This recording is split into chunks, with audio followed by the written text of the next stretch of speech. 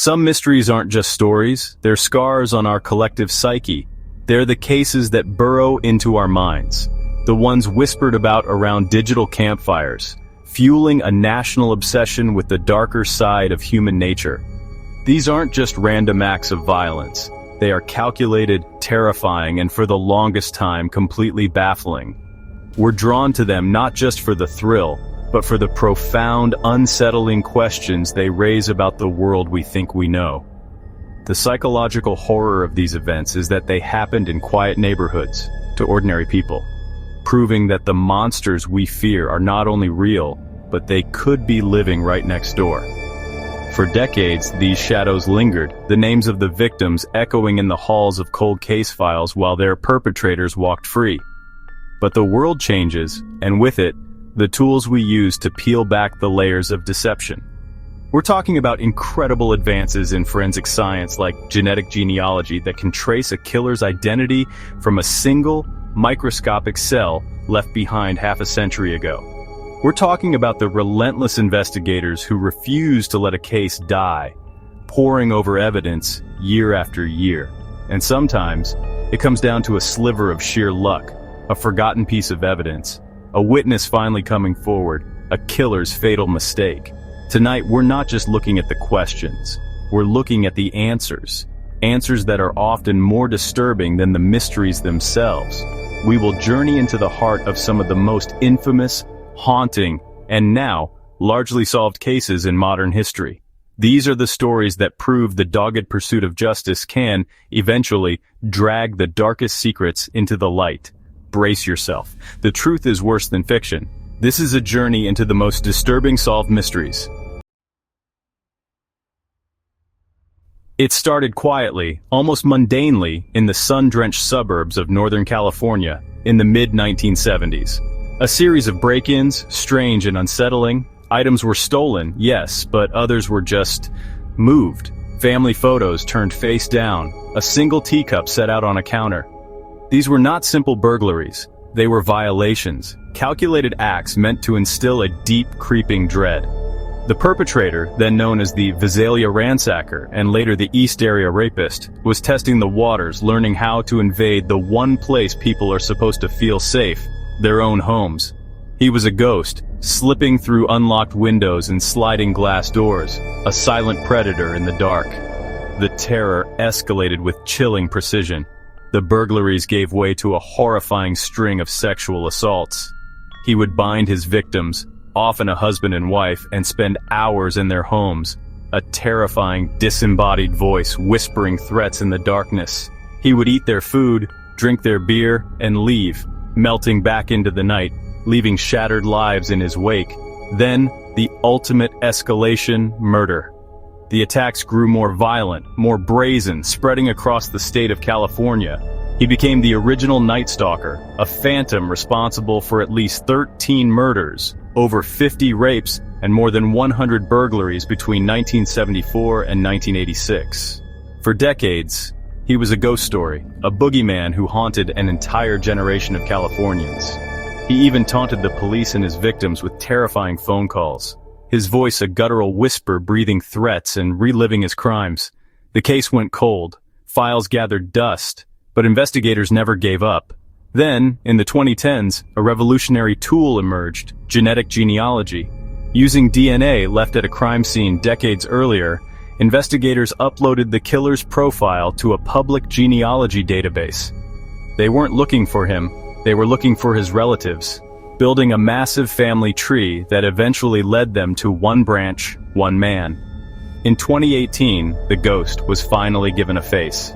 Joseph James D'Angelo, a 72-year-old grandfather, a former police officer, was arrested in the driveway of his suburban home.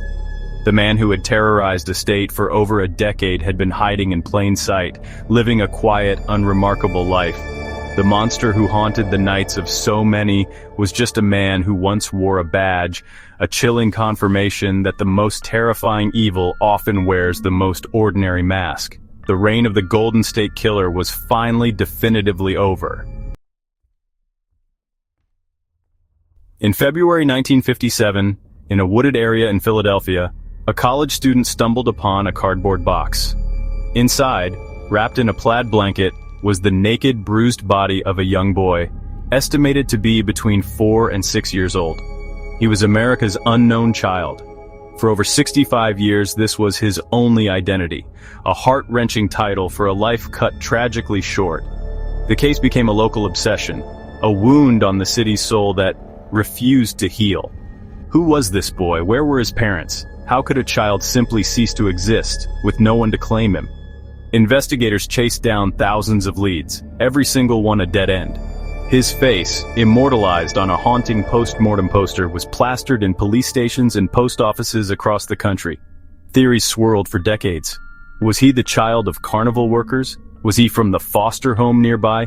Each theory was painstakingly investigated and ultimately dismissed. The boy was buried in a potter's field with a tombstone that read, "Heavenly Father, bless this unknown boy." Volunteers tended to his grave, ensuring that even in anonymity, he was not forgotten. He became Philadelphia's son, a symbol of innocence lost.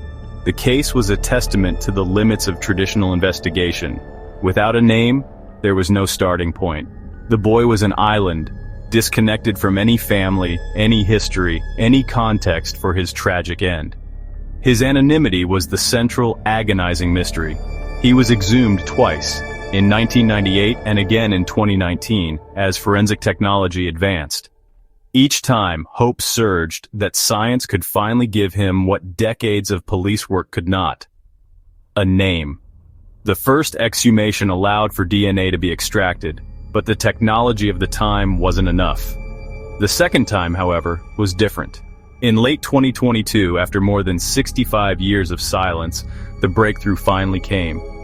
Using the same advanced genetic genealogy that caught the Golden State Killer, investigators built a family tree from the boy's DNA.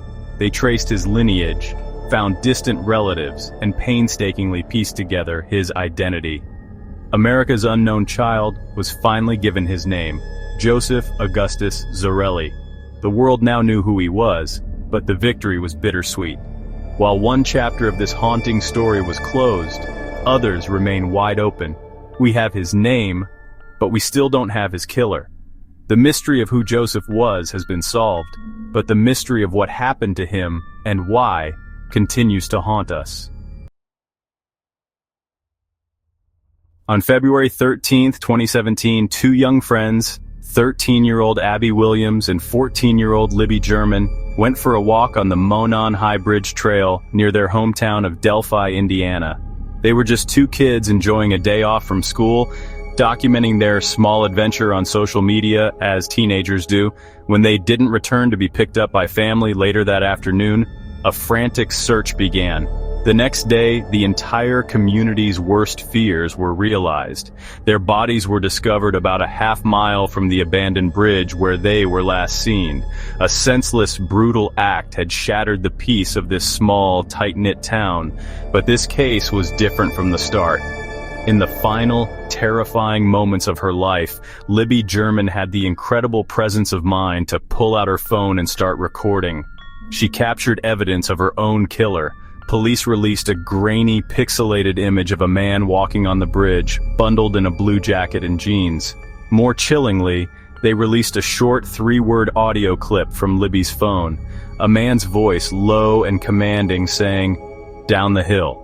Those words and the grainy image of the man on the bridge became the focal point of one of the most intense manhunts in recent history. For 5 long years, the case tormented investigators and the public. Bridge Guy, as he became known, was a phantom.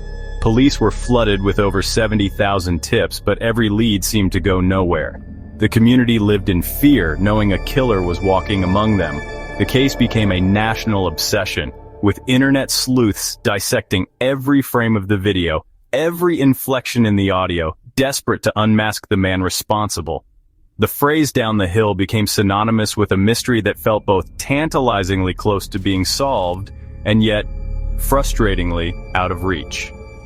Then in October 2022, a stunning announcement. An arrest had been made. The suspect was Richard Allen, a 50-year-old local man who worked at the nearby CVS pharmacy. He lived in Delphi, had been interviewed by police before, and had even admitted to being on the trail that day. His story, however, didn't add up. Crucially, an unspent bullet found at the crime scene was forensically linked back to a pistol owned by Allen. The bravery of a 14-year-old girl with a cell phone had finally paid off. While the legal proceedings are ongoing, the arrest brought a collective sigh of relief. The voice from the bridge finally had a name and a face, and he was no stranger, but a man hiding in plain sight. On the morning of December 1st, 1948, a well-dressed man was found deceased, propped up against a seawall on Somerton Beach in Adelaide, Australia. He had no wallet, no identification, and all the labels had been cut from his clothing. He was, honestly, a complete enigma. The autopsy found no clear cause of death. Poisoning was suspected, but never proven. Strangely, he was in peak physical condition, with oddly pronounced calf muscles, and that led some folks to speculate he might have been a ballet dancer or even a spy. The mystery of the Somerton man had begun, and it would baffle authorities for over 70 years. The case took a turn for the truly bizarre when a pathologist discovered a tiny, hidden fob pocket sewn into the man's trousers. Inside was a scrap of paper, tightly rolled, torn from a book. On it were 2 words, printed in an ornate font, "Tamam Shud." The phrase, meaning it is ended or finished, was traced back to a rare edition of the Rubaiyat of Omar Khayyam.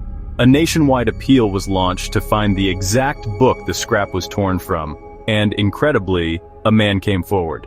He had found the book in the back of his unlocked car around the time of the man's death.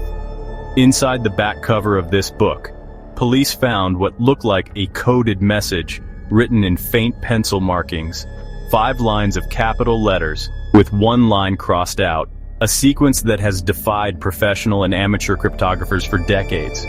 Was it a suicide note? A secret message from a foreign agent? The book also contained a phone number belonging to a local nurse. When questioned, the nurse, known only as Justin, claimed she didn't know the deceased man but appeared evasive and distressed. She admitted to giving a copy of the Rubaiyat to a man named Alfred Boxall, but Boxall was found alive and well, with his copy of the book and its final page intact. For 74 years, the Somerton man remained nameless. But in 2022, there was a breakthrough. Professor Derek Abbott, a researcher who had dedicated years to the case, used hairs found trapped in the man's plaster death mask to conduct a genealogical DNA analysis.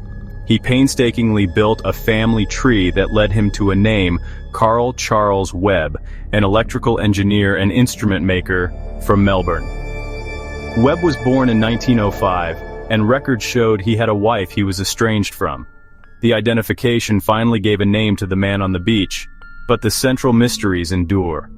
Why was he in Adelaide? What does the code mean? And how exactly did he die?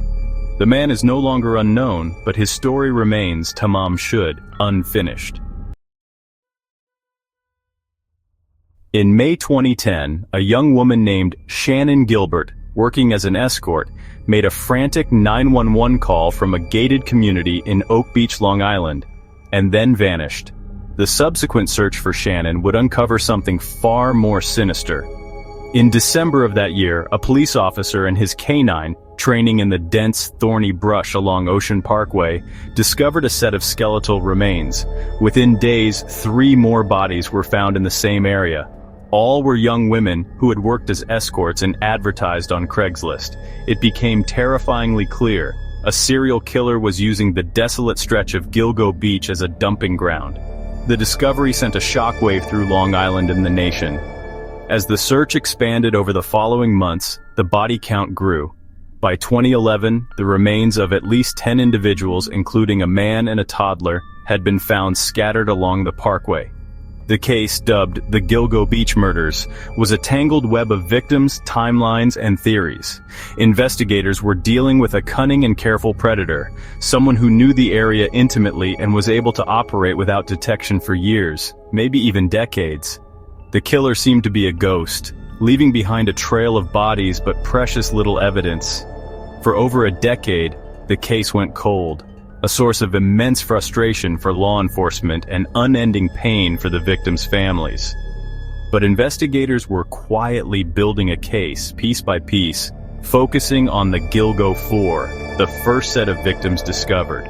The killer had used burner phones to contact these women, and in a brazen act of taunting, had even used one victim's phone to call her teenage sister. This act of hubris would ultimately be his undoing. Using advanced cell phone data analysis, investigators were able to map out a burner phone box, a geographical area in Massapequa Park where the killer likely lived or worked. The final pieces fell into place with DNA. A male hair was found on the burlap used to wrap one of the victims. In 2022, investigators surveilling a suspect, Rex Hoyerman, a Manhattan architect who lived in Massapequa Park, recovered his DNA from a pizza crust he threw in a trash can. It was a match. Hoyerman, a married father of 2, was arrested in July 2023. He was the man hiding in plain sight, the suburban architect living a double life as a monstrous predator. A search of his home revealed a disturbing collection of over 200 firearms and other chilling evidence, finally unmasking the shadow that had haunted Long Island for so long. It is perhaps the most infamous unsolved murder in American history. On January 15, 1947, the body of a 22-year-old aspiring actress named Elizabeth Short was found in a vacant lot in Los Angeles. The crime scene was gruesome, horrific beyond comprehension. Her body had been severed at the waist, drained of blood, and meticulously cleaned. Her face was carved into a grotesque Glasgow smile, stretching from the corners of her mouth to her ears. The press, in a frenzy of sensationalism, dubbed her the Black Dahlia, and her case became a national obsession, a dark Hollywood fable. The investigation was massive, but chaotic. Over 60 people, mostly men, confessed to the murder, all of them dismissed as fame seekers or mentally unstable. The killer himself taunted the press, sending a package containing some of Short's belongings, including her birth certificate and address book. He sent a series of cut-and-paste letters made from newspaper clippings, further muddying the waters and cementing the case's legendary status. The trail went cold, and for decades, the Black Dahlia murder remained a symbol of the ultimate cold case, a perfect, unsolvable crime. But one suspect has always stood out from the rest, a name that has grown more prominent over the years: Dr. George Hodel. He was a brilliant and respected Los Angeles physician with a dark side. He was a prime suspect at the time, his own home even bugged by the LAPD. On the secret recordings, Hodel was heard saying, "Supposin' I did kill the Black Dahlia. They couldn't prove it now. They can't talk to my secretary anymore because she's dead."